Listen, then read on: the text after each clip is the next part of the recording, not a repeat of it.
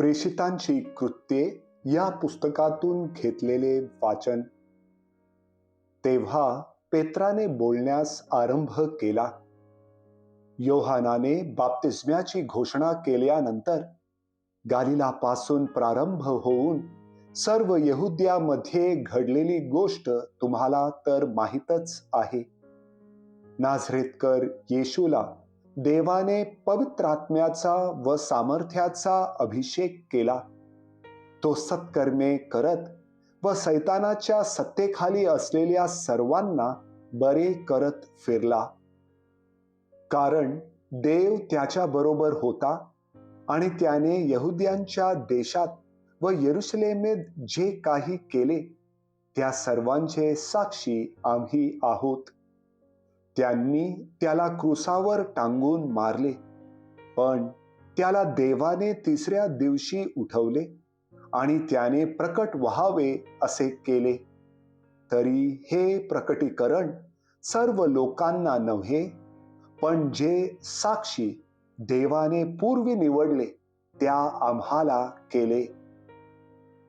त्या आम्ही येशू मेलेल्यातून उठल्यानंतर त्याच्या बरोबर खाणे पिणे केले. त्याने आम्हाला अशी आज्ञा केली की लोकांना उपदेश करा व अशी साक्ष द्या की देवाने नेमलेला असा जिवंतांचा व मेलेल्यांचा न्यायाधीश तो हाच आहे.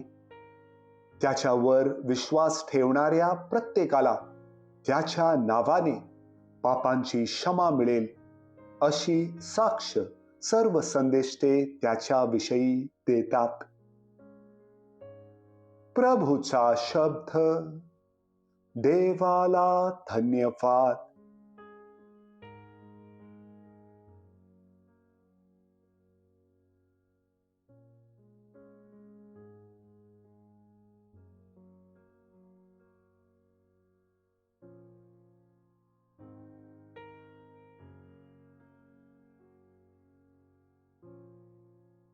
पौलचे कलसेकरांस पत्र यातून घेतलेले वाचन. म्हणून तुम्ही ख्रिस्ताबरोबर जर उठवले गेला आहात तर ख्रिस्त देवाच्या उजवीकडे जेथे बसला आहे तेथल्या वरील गोष्टी मिळवण्याचा प्रयत्न करा. वरील गोष्टींकडे मन लावा, पृथ्वीवरील गोष्टींकडे लावू नका. कारण तुम्ही मृत झाला आहात आणि तुमचे जीवन ख्रिस्ताबरोबर देवामध्ये गुप्त ठेवलेले आहे. आपले जीवन जो ख्रिस्त तो प्रकट केला जाईल तेव्हा तुम्हीही त्याच्या बरोबर गौरवात प्रकट केले जाल. प्रभूचा शब्द. देवाला धन्यवाद.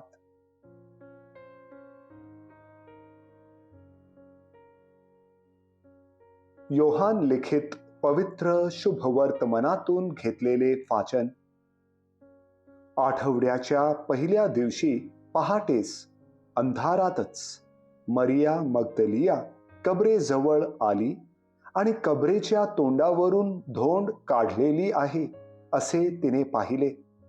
तेव्हा शिमोन पेत्र व ज्याच्यावर येशूचे प्रेम होते तो दुसरा शिष्य यांच्याकडे धावत येऊन ती त्यांना म्हणाली, त्यांनी प्रभूला कबरेतून नेले व त्याला कोठे ठेवले हे आम्हाला ठाऊक नाही. ह्यावरून पेत्र व तो दुसरा शिष्य बाहेर पडून कबरेकडे जाण्यास निघाले. तेव्हा ते दोघे बरोबर धावत गेले आणि तो दुसरा शिष्य पेत्रापेक्षा लवकर धावत पुढे गेला व कबरेजवळ प्रथम पोहोचला. त्याने ओणवून आत डोकावले आणि त्याला तागाची वस्त्रे पडलेली दिसली, परंतु तो आत गेला नाही. मग शिमोन पेत्रही त्याच्या मागून येऊन पोहोचला व कबरेत शिरला आणि तागाची वस्त्रे पडलेली व जो रुमाल त्याच्या डोक्याला होता तो तागाच्या वस्त्रांजवळ नव्हे तर वेगळा एकीकडे गुंडाळून पडलेला आहे असे त्याला दिसले. तेव्हा जो दुसरा शिष्य पहिल्याने कबरेजवळ आला होता तोही आत गेला आणि त्याने पाहून श्रद्धा ठेवली, कारण त्याने मेलेल्यांमधून पुन्हा उठावे हे अवश्य आहे. हा शास्त्रलेख त्यांना तोपर्यंत समजला नव्हता. प्रभूचे शुभ वर्तमान. हे प्रभू येशू ख्रिस्ता, तुझी स्तुती असो.